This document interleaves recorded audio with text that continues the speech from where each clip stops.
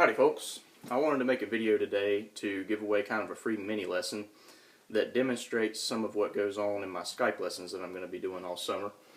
See if any of y'all were interested in what I typically do. I tailor each lesson to each student and whatever you're interested in and want to work on the most. But some things that I've done pretty consistently are to demonstrate really basic music theory things and how to apply them practically in a real flat picking context where you can really use them. For example, what I'm going to show you today comes out of one blues scale. This one that I'm talking about, and I give out charts for this in email during the lesson, so you'll have stuff like that to refer back to. But the scale I'm going to be working out of today is this one, this blues scale in G.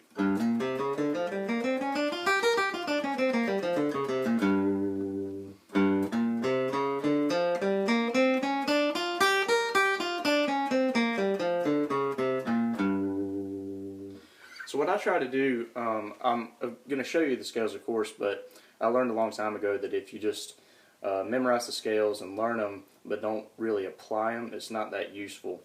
So I try to show really practical ways and useful ways, fun ways to use them. So I might show you an example lick for each scale that we cover, maybe multiple example licks. So the lick that I'm going to do today, not only does it cover this scale, it also has a little bit of hybrid picking in it, which is something else that I do pretty frequently that some people are interested in learning a little bit about. The lick sounds like this.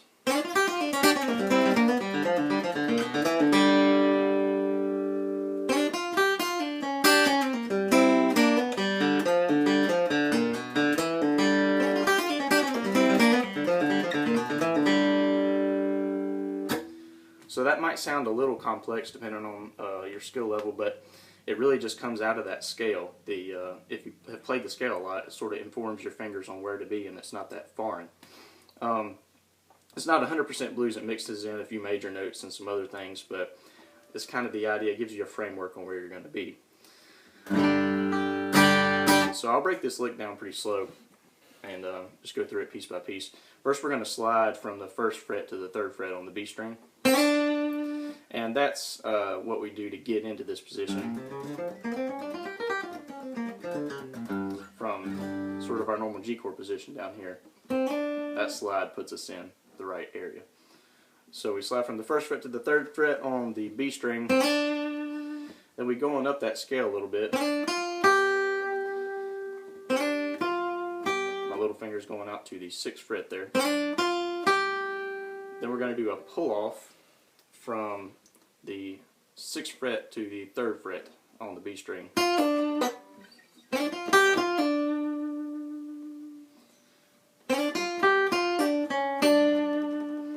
That sort of sounds weird when you play it slow, but when it's played quickly, it's going to go by so fast it's just a little bit of tension and release that sounds good.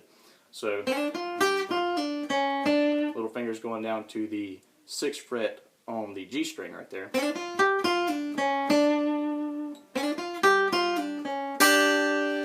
After we play that note on the G string, that's when the hybrid picking comes in. We've been just alternate flat picking up to this point. But the hybrid picking comes in. We're going to lay our 1st finger down. We're going to bar the top 2 strings here on the 3rd fret. That's just a little G double stop, the 1 and the 5. We're going to pull those 2 strings with our middle finger and 3rd finger. You can see my fingernails are all grown out weird here, so I can do stuff like that. It's guitar player disease. But we're going to...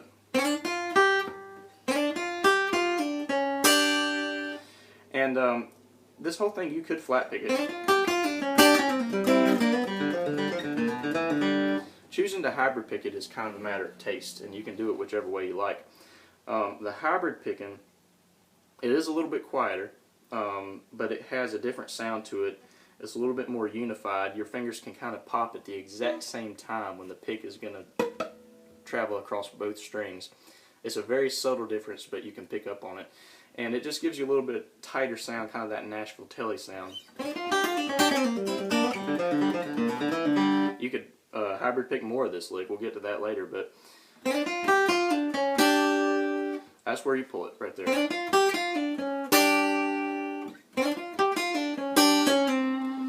Then we're going to do a slide down. The way this slide works is pretty syncopated, but it sounds really good. So slowing down just that part, we're going to slide down, and we're going to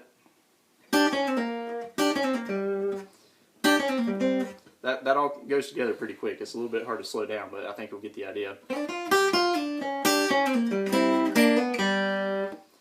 We play the double stop with our hybrid picking. We're going to slide down with our little finger from the 6th fret to the 5th fret. And we're also going quickly to the 3rd fret on the G string. And quickly from the 3rd fret on the G string to the 5th fret on the D string.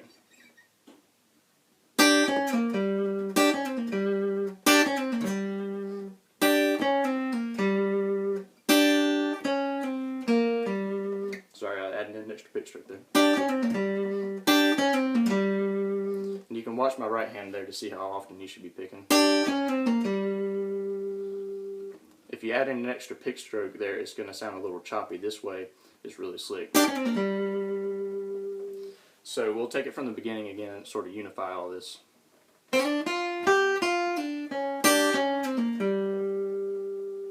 One more time. Sorry.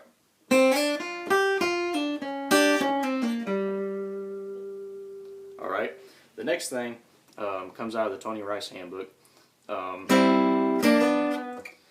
I'm not sure if that's exactly how Tony did it, but that's how I've done it all my flat picking career. What we're doing there, we're laying our 3rd finger down in a bar, and we're really only playing the D, G, and B strings. I'm strumming that.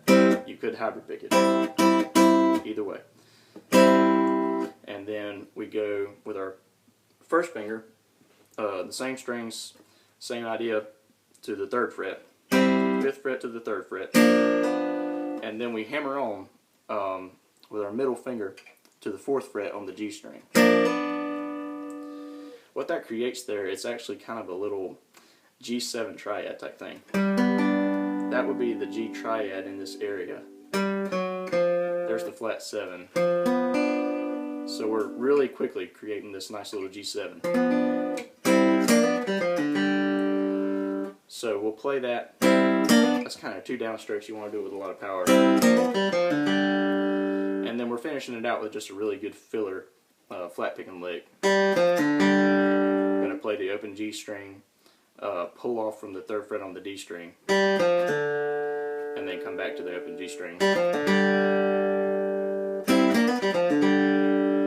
And as a footnote, this can be a lick by itself.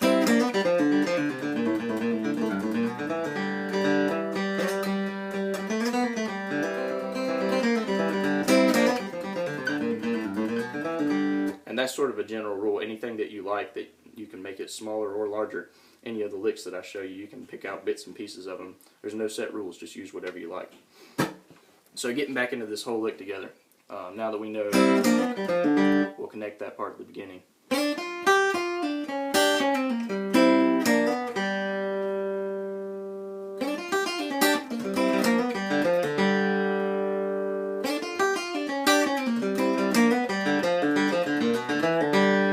Just finishing it out with a big strong G run there. The way I do my G runs, and again, this is just a matter of opinion, you can do them anyway.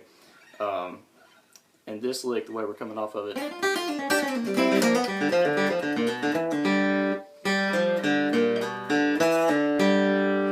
I think one of the most important things about G runs for me is the direction of the strokes. You want to come down, you want to make sure it's a downstroke on the last G note for sure. I'm using a lot of downstrokes, using a downstroke on that pull off. So yeah, I'll just make sure you can see my right hand here real quick. A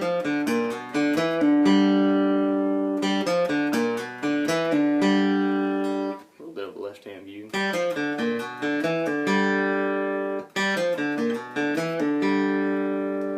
Put all of this together one more time.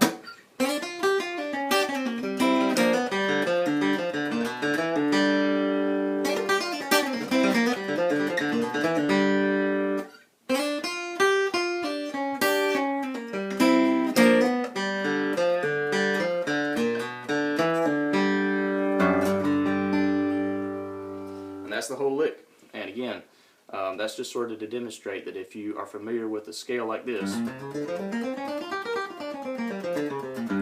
you can get licks like we just did out of it. It's not just a technical, boring musical thing to learn. It's really useful if you start playing around with it and being creative with it. One other thing that we'll do real quick, I'll just drop this into a song so you can see how it fits in, just as an example.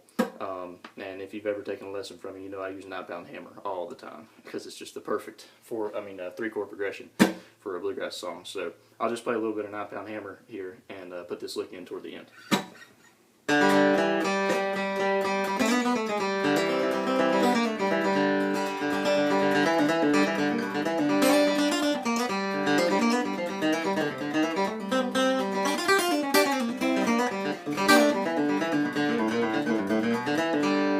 Modified it that time a little bit. Get it in that Tony Rice lick. One more time, we'll try to get the whole thing.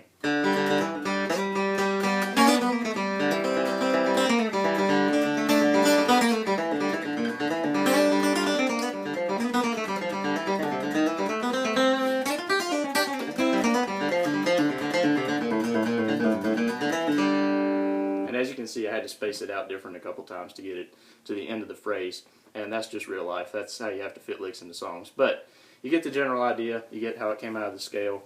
And hopefully that's a lick that you'll enjoy using and modify for your own and take pieces of.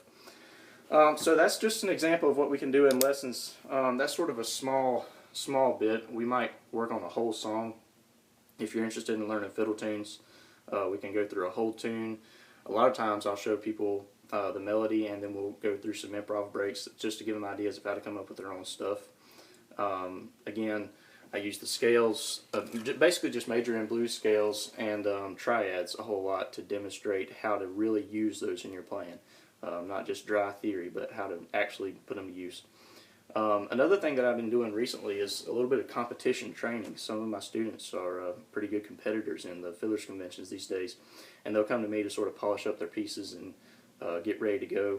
I've had some experience competing in the past. I don't do it anymore, but back when I was into it, I won Galax, Reno Fest, some good competitions. I had a lot of fun doing that. So I've got some experience in how to put together an arrangement. So if that's something that you're interested in, we can definitely work on that too.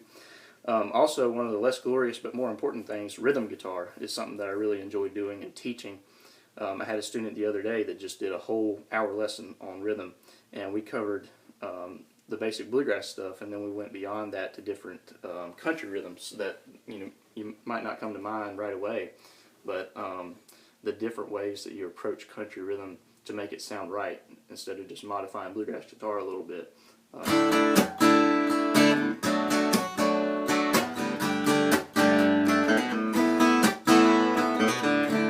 Strokes like that, or the slower Garth Brooks stuff.